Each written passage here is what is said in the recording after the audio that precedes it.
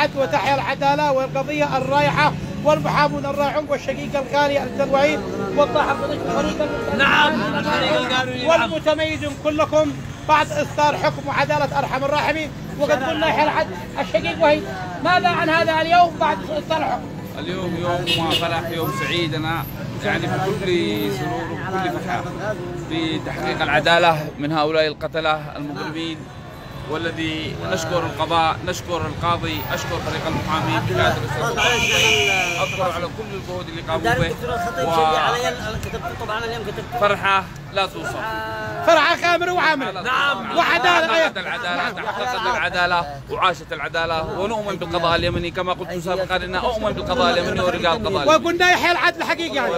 والقاضي يحيى العدل وفريق المحامي حاجة. والناس المستعجل كانوا يستعجلوا ما فعلوا اكذبوا واللي دبلجوا والفيديوهات واللي فعلوا ما تقول لهم. اليوم أقول لمن أشاع الأخبار عنا ولمن قالوا بأننا بعتوا قضية أخي ولمن لهؤلاء المدعومين أو المدسوسين من هؤلاء القتلة.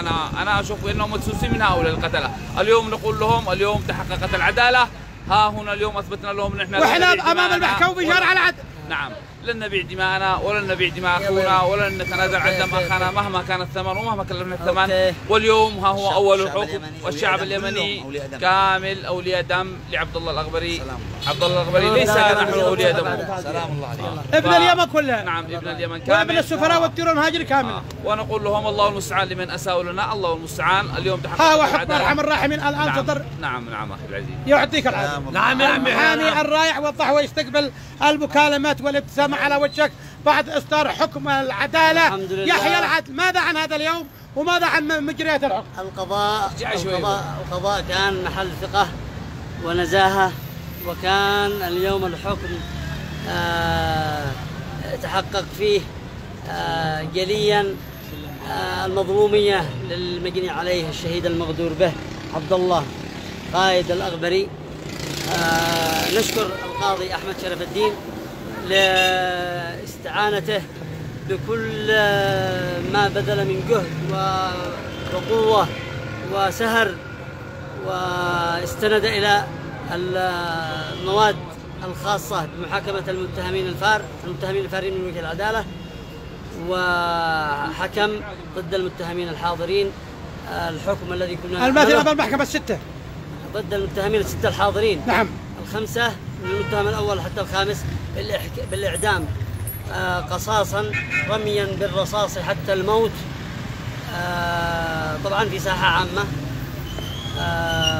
وكذلك الحكم على المتهم السادس عبد الله القدسي بسنتين، بحبسه سنتين تبدأ من تاريخ القبض عليه، وتأجيل المحاكمة للمتهمين الفارين من وجه العدالة، المتهم السابع عدنان السباعي والمتهم الثامن صدام السباعي، حتى اكتمال الإجراءات وإتمام الإعلان الذي قد نشرت عنه النيابة العامة في جلسة 15 في يوم 15 أكتوبر. وبالتالي سيتم بإذن الله محاكمتهم خلال الأسابيع القليلة القادمة. إذا لم يحضروا فسيتم التنصيب عنهم والسير في الإجراءات حتى صدور حكم عادل بشأنهم وبحقهم. شكرا جزيلا. ماذا عن مجريات الحكم كما قال زميلك العزيز؟ اليوم هو حكم تاريخي، حكم عظيم، حكم من قاض جليل، قاض كبير، قاض شجاع، وحكم حكم انتصر للمظلوم، حكم فيه حيثيات تعكس مدى اجتهاده وبحثه وتسبيبه.